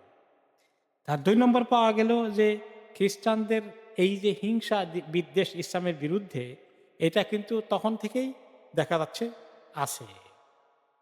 কিন্তু আল্লাহ রাব্বুল আলামিন পৃথিবীর মানুষ ইসলামের বিরুদ্ধে যতই ষড়যন্ত্র করুক, আল্লাহ তাআলা সেই ষড়যন্ত্রকে নস্যাৎ করতে পারেন নাকি পারেন না? নাকি শুধু খালি আল্লাহ আব্রাহাকেই পারছেন, এই জমানার কাউকে আল্লাহ আর পারবেন না, এরকম নাকি? নাউজুবিল্লাহ। আল্লাহর শক্তি আছে। এরপরে কিছু লোক হক বুঝার পরেও দেখা যায় হকের ব্যাপারে শক্ত থাকতে পারলো না, পিছপা হয়ে যায়। প্রেশার আসলে, চাপ আসলে দুশ্মনদের সঙ্গে গিয়ে শেষ পর্যন্ত হাত মিলা। এগুলো কিছু এক্সাম্পল পাওয়া গেল। প্রথমে আসলো জেহাদ করার জন্য, একেবারে তার মোকাবিলা করবে, পরে একদম এমন আত্মসমর্পণ করলো যে এখন তার দ্বারা ব্যবহৃত হতে লাগলো। ওকে। এবং এইভাবেই কিছু লোক মানে যারা দুর্বল মনা মুনাফিক হয়ে যায় পরবর্তী পর্যায়ে। তাহলে শেষ পর্যন্ত ইসলাম আল্লাহর যে সমস্ত আল্লাহর ঘর বলেন, আল্লাহর কোরআন বলেন, আল্লাহর দিন বলেন, এগুলোর দায়িত্ব শুধু মুসলমানদের না, এগুলোর দায়িত্ব কার? আল্লাহ তাআলা। আল্লাহ তাআলা সময় মতো অ্যাকশন নেন, কিন্তু আল্লাহ তাআলা আগে দেখেন যে আল্লাহর বান্দারা কি করে। ওকে, রাইট। এরপরে তো আরব দেশের মধ্যে শেষ পর্যন্ত এই ঘরের সম্মান আরো বেড়ে গেল। এবং এইটা কিন্তু নবী করিম সাল্লাল্লাহু আলাইহি সাল্লামের জন্য একটা পজিটিভ খবর, যে আল্লাহর কোনো কিছুকে মানুষ যদি দুশ্মনী করে তারা কিভাবে হালাক হয়ে যেতে পারে, আল্লাহর সামনে তারা টিকতে পারবে না। এটা ওনার জন্য পরবর্তী পর্যায়ে এটা একটা পজিটিভ বিষয় ছিল। তো আব্রাহার ঘটনাটা ঘটলো, 2টি বড় ঘটনা, জমজমের কূপের আবিষ্কার হওয়া এবং আব্রাহার হালাক হওয়া, এই দুটো ছিল বড় ধরনের ঘটনা নবী করিম সাল্লাল্লাহু আলাইহি ওয়াসাল্লাম জন্মের আগে। আমরা জন্মের আগে ওনার জন্মের দিনে তো পিতা এবং মা সম্পর্কে একটু সামনে জানা দরকার। ওনার পিতার নাম কি? আব্দুল্লাহ। আব্দুল্লাহর পিতার নাম আব্দুল মুত্তালিব। এখন আব্দুল মুত্তালিবের যখন জমজমের কূপ খনন করে, তখন তার ছেলে কয়জন ছিল? একজন মাত্র, তার নাম ছিল আল হারিস। তিনি চিন্তা করলেন যে একলা এক ছেলে দিয়ে তো উনি মক্কার এই আব্রাহা আক্রমণ করলো ইত্যাদি, তাহলে ওনার আরেকটু ছেলে হওয়া দরকার। আরব দেশে তখন ছেলেরাই ছিল একমাত্র শক্তি, তাই না? তিনি আল্লাহর কাছে খুব দোয়া করলেন যে আল্লাহ তাআলা যেন তাকে অনেকগুলো ছেলে, যদি গোটা 10 ছেলে আল্লাহ ওনাকে দেন। বিয়ে তো একাধিক করে, এক ঘর না, একাধিক ঘরে বিয়ে করেছিলেন তিনি। আল্লাহ যদি গোটা 10 ছেলে দেন তাকে, তাহলে তিনি একটাকে কোরবান করে দিবেন, ওকে। যেভাবে ইব্রাহিম আলাইহিস সালাম তার সন্তানকে কোরবান করার জন্য উদ্যত হয়েছিলেন বা উদ্যোগ নিয়েছিলেন। তো পরবর্তী পর্যায়ে ঠিকই আল্লাহ তাআলা ওনাকে সন্তান দিলেন। হারিসের খবর তো আছে। এরপর আরেকটা ছেলে ছিল আজ-জুবাইর, আরেকজন ছিল আবু লাহাব, আব্দুল উজ্জা, এই আব্দুল মুত্তালিবের ছেলে। তার টাইটেল আবু লাহাব, তার নাম হচ্ছে আব্দুল উজ্জা। তাহলে আব্দুল মুত্তালিব যে মূর্তি পূজা করেছেন, তার প্রমাণ হলো কি? ছেলের নাম কি? আব্দুল উজ্জা। আর ওই ছেলের পরিচয় আমাদের কাছে কি? আবু লাহাব। 4 নম্বর ছিল আল মুকাওয়াম, 5 নম্বর ছিল দেরার, 6 নম্বর ছিল আবু তালেব, আর 7 নম্বর ছেলে জাহাল, 8 নম্বর ছেলে আব্দুল্লাহ, 9 নম্বর ছেলে হামজা। হামজা রাদিয়াল্লাহু আনহু কথা মনে আছে? 10 নম্বর ছিলেন আল আব্বাস রাদিয়াল্লাহু আনহু, আব্দুল্লাহ ইবনে আব্বাসের পিতা। সবার চেয়ে ছোট ছিলেন আব্বাস রাদিয়াল্লাহু আনহু। ওকে। এখন ১০ জন তো হয়ে গেছে। মানে আব্দুল মুত্তালিব তো এখন মানত করেছে। ১০ জন ছেলে হয়ে গেলে একজনকে সে কোরবানি করে দিবে। এখন তো সে মানত তো ঠিক রাখতে হয়। মানত পূরণ করা তো বড় গুরুত্বপূর্ণ। এটাও তারা ইব্রাহিম আলাইহিস সালামের জামানা থেকে শিখে আসছে। কোন মানত করলে এটা পূরণ করতে হয়। এখন সে ছেলেদেরকে নিয়ে একদিন বসলো, বসে বলল যে, "বাবারা জানো তো আমি তো এইরকম একটা মানত করেছি। এখন আমি কি করব?" তারা দেখলো যে বাবাকে থামানোর চেষ্টা করলো যে, "না দেখেন না কোনো কিছু করি এটা এভয়েড করা যায় কিনা?" কিন্তু কিছুতেই তিনি তিনি এক কথার মানুষ। তিনি আল্লাহর সঙ্গে বিশ্বাসঘাতকতা গাদ্দারি করবেন না। কথা পূরণ করবেন। কাকে এখন তিনি কোরবানি করবেন? তোমরা পরামর্শ করে আমাকে পরামর্শ দেয় কাকে চুজ করব?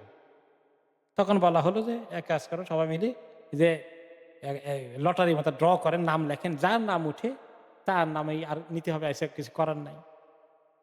তখন তার নাম লিখে একটা কাগজে নিয়ে যাওয়া হয়ে গেল। ওখানে মক্কা ঘরে কিছু পুরোহিত ছিল।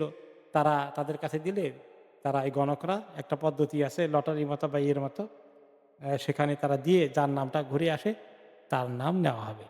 এখন নাম যখন আসলো সেই আব্দুল মুত্তালিবের সবচেয়ে প্রিয় ছেলে ছিল আব্দুল্লাহ। সে অপূর্ব ছোটকাল থেকে বড় বৈশিষ্ট্যের অধিকারী ছিল। খুব মায়াবী ছিল। এর নামটাই চলে আসলো। এবং যখন নাম দিতে সে যায়, এর কোন ঐতিহাসিক রেওয়ায়েতে আসছে, সেখানে মনে মনে কইতো লা ইনসুরিফা আন আব্দুল্লাহ ফা আনা বিখাইর। খালি কোন রকমে আব্দুল্লাহর নামটা না উঠলে হয়েছে। আমি আর আমার কোনো চিন্তা নেই। যেকোনো একটা উঠুক। খালি আব্দুল্লাহর জন্য আল্লাহ বাঁচাই দেয়। কিন্তু ফাখারাজ আল কেদহ আলা আব্দুল্লাহ। এখন আব্দুল্লাহর নামই উঠে গেছে। আব যখন আব্দুল মুত্তালিব দেখলে কিছুই তো করার নাই। অনেক চেষ্টা তো করলাম, তামান্নাও করলাম। এখন সে খঞ্জর নিয়ে এসেছে বাইতুল্লাহ, ওখানে আব্দুল্লাহকে জবাই করবে। এই সময় মক্কার কোরাইশ বংশের সবাই ছুটে আসছে। এসে তারা বলল যে না কিছুতে এমনকি আব্দুল্লাহর মামার গোষ্ঠী যারা ছিল তারাও দৌড়ে আসছে। আর এই ভাগিনাকে জবাই করতে দেওয়া যাবে না। এসে তারা সবাই মিলে তাকে থামানোর চেষ্টা করলো। আব্দুল মুত্তালিব বলেন ফাকাইফা আসনাউ বিনাযরি। আমি তো এখন আমি তো এটা মানত করছি, কেমনে আমি মানত থেকে সরে আসবো?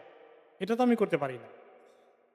তখন তারা বলল যে এখন তাহলে একজন আলেমের কাছে যাইতে হয়, তাহলে ফয়সালা আছে কিনা দেখেন। আলেম তো হলো কি গণক, হেজাজ এলাকায় গণক একজন আছে, এই বড় আলেম, তার কাছে চলেন। হেজাজ বলতে তখন হয়তো জেদ্দা এদিকে বোঝানো হয়েছে। তখন তার কাছে গেল, গিয়ে তার কাছে কিছু মাসালা জিজ্ঞাসা করলো কি করতে পারি, এই যেটা করেছি আমি মানত করেছি এটা থেকে এর কোনো বিকল্প সমাধান শরীয়ত মতো আছে কিনা। তখন সে বলল যে এক কাজ করো, হ্যাঁ, তোমাদের মধ্যে দিয়তের পরিমাণ কি? মানে কেউকে যদি কোনো মৃত্যুদণ্ড কার্যকরী করতে হয়, তাহলে মৃত্যুদণ্ড থেকে বাঁচাতে হলে কয়টা উট দেওয়ার নিয়ম কানুন তোমাদের সমাজে প্রচলিত আছে? মনে করে একজন একজনকে খুন করেছে, এই খুনের বদলায় আইদার খুন হবে, নতুবা রক্ত রক্ত কি বলে এটাকে রক্তপণ দেবে। সেটা পরিমাণ কত? বলে যে ১০টা উট। কথা ১০টা উটের বিরাট একটা দুইটা একটা পাল্লা বানাও, দাঁড়ি পাল্লা বড় করে একটা পাল্লা বানাও। এক পাল্লাতে এ আব্দুল মোত্তালেবের নাম উঠাও। ওকে। তারপরে আরেকটা বা অথবা পাল্লা না বানিয়ে ওই যে তাদের আছে যে, যেখানে তারা গণকদের কাছে গিয়ে মক্কায় নাম লেখায়, সেই জায়গায় ১০টা উটের লেখে কাগজের মধ্যে দাও। ১০টা উট দিয়ে দাও। যদি দেখা যায় সেখানে এই যে ১০টা উটের পরিমাণ ভারী হয়ে গেছে পাল্লার মতো আব্দুল্লাহর তুলনায়, তাহলে সেখানে তোমরা ১০টা উট কোরবানি করে দাও, তার পরিবর্তে এটা রক্তমূল্য হয়ে যাবে। আর যতক্ষণ না হয় ততক্ষণ আরো ১০টা দাও। ২০টা হলে না আরো ১০টা দাও। এভাবে করতে, করতে যতক্ষণ না হয়েছে ততক্ষণ ১০টা করে দিতে থাকবা। এক পর্যায়ে যখন ১০০টা দেওয়া হলো, তখন গিয়ে দেখা গেল যে পাল্লা ভারী হলো। তার মানে ১০০টা দিলে আর তাকে জবাই করতে হবে না। তো তখন আব্দুল মোত্তালেব রাজি খুশি হয়ে ১০০টা উট জবাই করে দিলেন। আব্দুল্লাহকে বেঁচে গেলেন আব্দুল্লাহ, এবং এই গোশতটাকে পরবর্তী পর্যায়ে ভাগ করে দিলেন। সমস্ত মানুষের জন্য অ্যালাউ করলেন, এবং পশু পাখিকে বনে জঙ্গলে পাহাড়ের মধ্যে অনেকগুলো ছিটিয়ে ফেলে দিয়ে আসলেন। এই আব্দুল্লাহ বেঁচে গেলেন। এরপরে আব্দুল্লাহ বড় হয়েছেন। এখন আব্দুল্লাহকে বিয়ে করানোর জন্য আব্দুল মোত্তালিব মনস্থ করলেন কোথায় বিয়ে করাবেন। কোরাইশ বংশের একটি শাখা মদিনা চলে গিয়ে সেখানে সেটেল হয়ে গিয়েছে। তো ওখানে একজন ভালো পরিবারের একটি মেয়ে আছে আমেনা, এই খবর তারা জানতেন। তারা মাঝে মধ্যে মক্কা থেকে মদিনা, মদিনা থেকে মক্কায় যাওয়া আসা করতেন। ওই মেয়েটাকে চুজ করলেন আব্দুল মোত্তালেব তার ছেলে আব্দুল্লাহর জন্য। দুই দিক থেকে নবী করিম সাল্লাল্লাহু আলাইহি ওয়াসাল্লাম কোরাইশ বংশের ধারা পেলেন, এবং মদিনার আবার বরকত পাওয়া গেলে এদিকে মক্কার বরকত তো আছেই। এদিক থেকে আল্লাহ তাআলা ওনাকে ওনার মা মিলিয়ে দিলেন। বিয়ে শাদী হয়ে গেল। এরপরে এক পর্যায়ে দুনিয়াতে আসার আগেই আব্দুল্লাহ ওনার পিতা দুনিয়া থেকে চলে গেলেন। অতঃপর নবী করিম সাল্লাল্লাহু আলাইহি সাল্লামের জন্ম হলো। এখন এই যে ঘটনাটা ঘটেছে, ওনার জন্মটা কোন মাসে হয়েছে, কোন তারিখে হয়েছে, এবং কোন সনে হয়েছে। আরবদের কাছে তখন সন টন আর নাই। তখন তাদের কাছে গণার জন্য তারা চিন্তা করতো যে একটা মহা ঘটনা কি আছে, ওইটা অনুযায়ী তারা রেফার করত। কারণ আরব দেশে সন, পঞ্জিকা, ক্যালেন্ডার এগুলোর কোনো অস্তিত্ব ছিল না। তখন আমুল ফিল, হাতির বৎসরের এই ঘটনাটা অনেক বড় ঘটনা। তো এর আগে পরে যখন যত ঘটনাই হয়েছে, তখন তারা হাতির ঘটনার রেফারেন্স দিত যে হাতির ঘটনার ৬ মাস আগে অমুকের জন্ম হয়েছে, হাতির ঘটনার ৩ বছর আগে অমুক মারা গিয়েছে, হাতির ঘটনা ৫ বছর পরে অমুকের জন্ম হয়েছে। তো এভাবে করে তারা হিসাব করা শুরু করত। তো নবী করিম সাল্লাল্লাহু আলাইহি সাল্লাম যখন মায়ের পেটে ইবনু শাহরাইন, কোন কোন রেওয়ায়েতে আসছে কেবল উনি মায়ের পেটে ২ মাসের হালতে আছেন, ২ মাসের হালতে আছেন কেবল, ওই সময় তার পিতার ইন্তেকাল হয়ে গেল। ওকে ওকে ইবনুল কাইয়িম রাহমাতুল্লাহ আলাইহি, ইমাম ইবনুল কাইয়িম বলেন ওয়াখতুলিফা ফি ওয়াফাতি আবিহি আব্দুল্লাহ। ওকে, এটা নিয়ে একটা যেমন ২ মাসের খবর এসেছে, আবার কোন কোন জায়গায় কেউ কেউ বলেছে যে ওনার জন্মের পরে আব্দুল্লাহ মারা গেছেন। কিন্তু অধিকাংশ ঐতিহাসিকদের দৃষ্টিতে নবী করিম সাল্লাল্লাহু আলাইহি ওয়াসাল্লাম জন্মের আগেই আব্দুল্লাহর ইন্তেকাল হয়ে যায়, এবং তিনি ইয়াতিম হিসেবে দুনিয়াতে আসেন। সে কথাটা একটু দলিল পাওয়া যায় সূরা আদ-দুহা। আল্লাহ তাআলা কি বলেছেন? আলাম ইয়াজিদকা ইয়াতীমান ফাআওয়া। আল্লাহ কি আপনাকে পান নাই এতিম হিসাবে? মানে আপনি কি দুনিয়াতে এতিম হিসাবে আসেননি? তখন আল্লাহ তাআলা আপনাকে জায়গা করে দিয়েছেন আব্দুল মুত্তালিবের কোলে। তারপরে আবু তালেব দায়িত্ব নিয়েছেন। এগুলো আসছে ওয়াতুফি আব্দুল্লাহ ওয়ালিদুর রাসূল সাল্লাল্লাহু আলাইহি সাল্লাম আন ২৫ সানাতান। ওই সময় আব্দুল্লাহ ওনার পিতার বয়স ছিল ২৫ বৎসর। ২৫ বছর পরে বয়সে আব্দুল্লাহর ইন্তিকাল হয়, আর নবী করিম সাল্লাল্লাহু আলাইহি ওয়াসাল্লামের জন্ম হয়ে যায়। ওনার জন্ম জশ্ম হয়, এইটার ব্যাপারে কোন কোন রেওয়ায়েতে আসছে যে রবিউল আউয়াল মাসের ১২ তারিখে হাতির বৎসর ওনার জন্ম হয়। মাসটা ছিল রবিউল আউয়াল। মাস কিন্তু আরবদের কাছে জানা ছিল। মুহররম, সফর, রবিউল আউয়াল, রবিউল সানি, এগুলো মাস তারা জানতো। কিন্তু সনের ক্যালেন্ডার কতশো কত সন, এইগুলার কোনো হিসাব নিকাশ তাদের কাছে ছিল না। তখন তার হাতির বছরের আগে পরে এইভাবে তারা হিসাব করত। এবং ওনার জন্ম যেখানে হয় সে আবে বনি হাশেম, বনি হাশেমদের যে এলাকাটা ছিল, উপত্যকা ছিল, সেইখানে ওনার জন্ম হয়। এবং ওনার জন্মটা হয়ে যায় যে বারে, বারটার কথার খবর আছে। কি বারে জন্ম হয়েছে? সোমবারে। ওকে? এখন এই সোমবারের ব্যাপারে একটা হাদিস আছে সহিহ মুসলিম। ওনার জন্ম যে সোমবারে হয়েছে, এই হাদিসটা সহিহ মুসলিমের হাদিসে প্রমাণিত। ওনাকে একবার জিজ্ঞাসা করলেন এক সাহাবী, ইয়া রাসূলুল্লাহ, সোমবারে রোজা রাখার ব্যাপারে কি কোনো ফজিলত আছে বা কোনো আপত্তি আছে কিনা শরীয়তে? ফাকালা ফিহি উলিদতু ওয়া ফিহি উনজিলা আলাইয়া। বলে সোমবারে তো কোনো দোষ নাই, রোজা রাখার ক্ষেত্রে কোনো আপত্তি তো নাই, কোনো খারাপ দিন না। খারাপ দিন হলে কি আল্লাহ আমারে ওই দিন দুনিয়াতে পাঠান নাকি?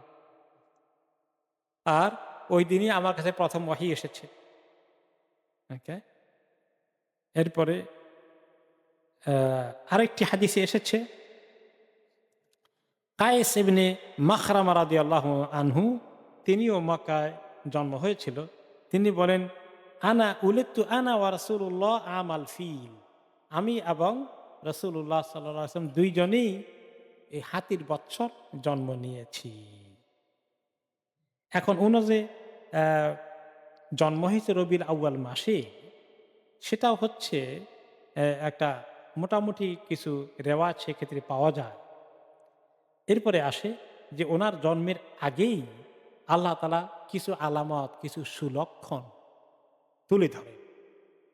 তার মধ্যে একটা হচ্ছে যুহুরু নূরুন মিন উম্মিহি সাল্লাল্লাহু আলাইহি ওয়াসাল্লাম আযাআত মিনহু কুসুরা শাম। ওকে? একটা হাদিসে এসেছে, সামি'তু ইরবাদ ইবনে সারিয়া রাদিয়াল্লাহু আনহু বলেন, সামি'তু রাসূলুল্লাহ সাল্লাল্লাহু আলাইহি ওয়াসাল্লাম ইয়াকুল, ইন্নী ইনদাল্লাহি মাকতুবুন বিখাতামিন নাবিয়্যিন। আল্লাহ তাআলা কাছে আমি লেখা আছে খাতামুন নাবিয়্যিন, শেষ নবী হিসাবে এটা আল্লাহর কাছে লেখা আছে। ওয়া ইন্না আদম আলাইহিস সালাম লামুনজাদিলুন ফি তিনাতিহি। এমনকি আদম আলাইহিস সালাম তখনও মাটির মধ্যে, হ্যাঁ, আছেন। তিনি তখনও মাটির হালতে আছেন, তখনও রূহ আসে নাই ওনার মধ্যে। ওই সময়ই আমি আল্লাহর কাছে নবী হিসাবে আসি। এটা কি রাসূলুল্লাহ সাল্লাল্লাহু আলাইহি ওয়াসাল্লাম আগে জানছেন না পরে জানছেন? পরে জানছেন। এই জন্য জন্মের পরে ওহী নাজিল হওয়ার আগ পর্যন্ত তিনি কি জানতেন তিনি যে নবী?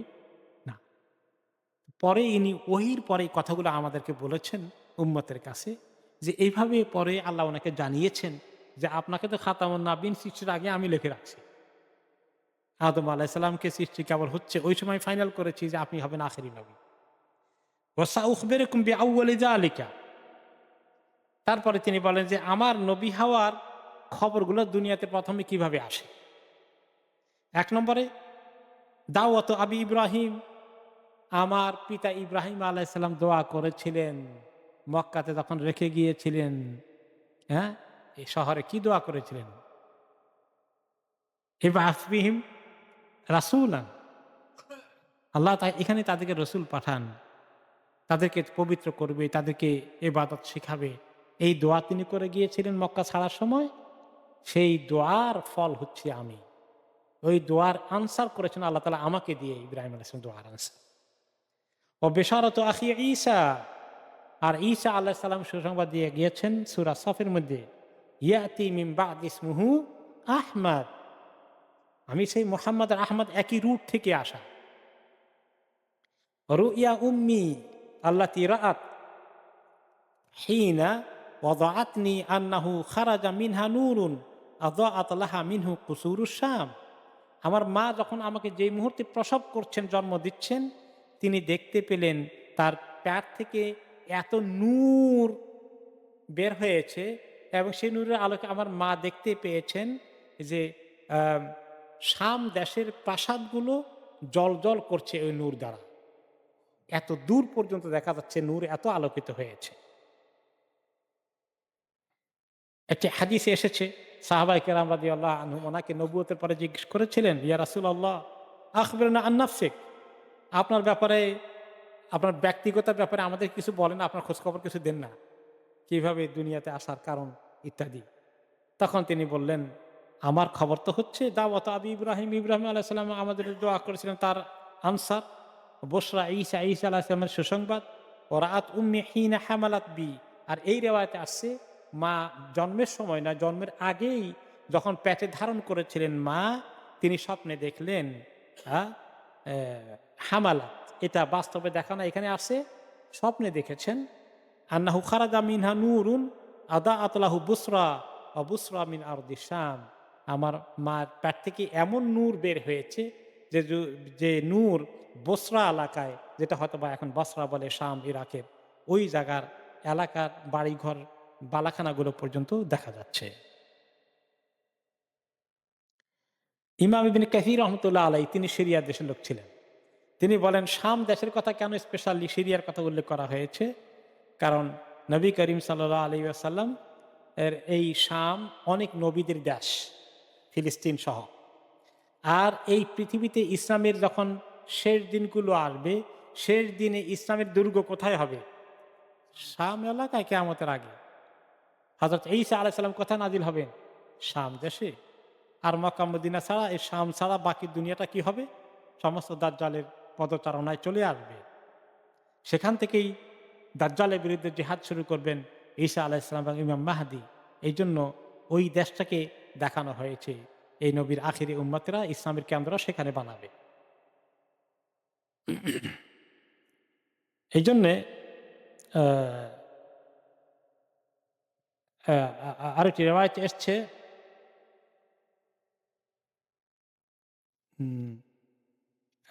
হাসান ইবনে সাবিত রাদিয়াল্লাহু আনহু বলেন, ওয়াল্লাহি ইন্নী লা গুলামুন ইয়াফাতুন ইবনু সাবিন আও সামান। হাসান ইবনে সাবিত রাদিয়াল্লাহু আনহু একজন সাহাবী, তিনি মদিনার বাসিন্দা। তিনি বলেন যে আমার বয়স যখন ৭ কি ৮, আর আমি তখন প্রায় কৈশোর থেকে যৌবনে পদার্পণ করা, মানে কিশোর বয়সে আছি, এখনো যৌবনে যাই নাই। আকিলু কুল্লামা সামি'তু, আমি তখন যা কিছু শুনি আমি বুঝতে পারি। ইয সামি'তু ইয়াহুদিয়ান ইয়াসরাখু বিআলা সাউতিহি আলা কুতুমিন বিয়াসরিব। আমি একদিন শুনতে পেলাম মদিনায়, তিনি তো মদিনার বাসিন্দা, মদিনার কিছু ইহুদি ছিল, মদিনার ইহুদিদের কেউ কেউ জানতে পেরেছে যে আখিরি নবী আসার টাইম হয়ে গেছে। একদিন চিৎকার করে, একটি দুর্গের উপরে একজন ইহুদি চিৎকার করে বলছে, ইয়া মাশারা ইয়াহুদ, হে ইহুদি সম্প্রদায়, তোমরা সবাই জমায়েত হও। হাত্তা ইযা ইজতামাউ ইলাইহি ক্বালু লাহু ওয়াইলাকা মা আলাক। সবাইকে জমায়েত করছে, যখন সবাই বলে যে কি হয়েছে তোমার, কেন ডাকছো আমাদেরকে, তোমার তো কোনো বিপদ আপদ দেখি না। বিপদ আপদ দেখলে মানুষের চিৎকার করে। ক্বালা তালা আল্লাইলা নাজমু আহমাদা আল্লাযী উলিদা বিহি। সেই ইহুদিটা বলছে, আজকে রাত্রে আহমদের নূর দেখা গিয়েছে, সে দেখতে পেয়েছে। আহমদ হচ্ছেন ইয়াতি মিন বাদ ইসমুহু আহমদ, এই কথা তাওরাত এবং ইনজিলে আছে। সে, তার জন্ম হয়ে গেছে আজকে রাতে, আমি তোমাদেরকে খবর দিচ্ছি। কোথায় হয়েছে আর জানেন না সে, কিন্তু তার দুনিয়াতে আগমন হয়ে গেছে, সে একটা নূর দেখতে পেয়েছে। একটু আরেকটি হাদিসে এসেছে, ওকে, লাম্মা আন আমিনা বিনত ওয়াহাব বিন উম্মি রাসূল সাল্লাল্লাহু আলাইহি ওয়াসাল্লাম আনহা ক্বালাত সুম্মা ওয়াদাতুহু। আমিনা রাদিয়াল্লাহু, আমিনা ওনার মা বলছেন যে আমি যখন আমার সন্তানটাকে প্রসব করেছি, ফামা ওয়াকা কামা ইয়াকাউ সিবিয়ান, সে আর বাকি বাচ্চাদের মতো 10টা বাচ্চা যেভাবে আসে এরকম করে আসে না দুনিয়াতে। ওয়াকা ওয়াদিআন ইয়াদাহু বিল আরদ রাফিআন রাসাহু ইলা সামা, মার পেটে থেকে এভাবে আসে, জমিনে হাতটা এমনি করে বের হয়েছে, আর মাথাটা তার উঁচু করে আকাশের দিকে এভাবে আসছে। সে, উনি আসছেন দুনিয়া থেকে এভাবে। বাচ্চারা তো পা দিয়ে আসে, তিনি এভাবে মাথা দিয়ে এসেছে, জমিনে পড়েই হাত দুটো এইভাবে সেজদার হালতে আর উঁচু আকাশের দিকে তিনি তাকিয়েছেন।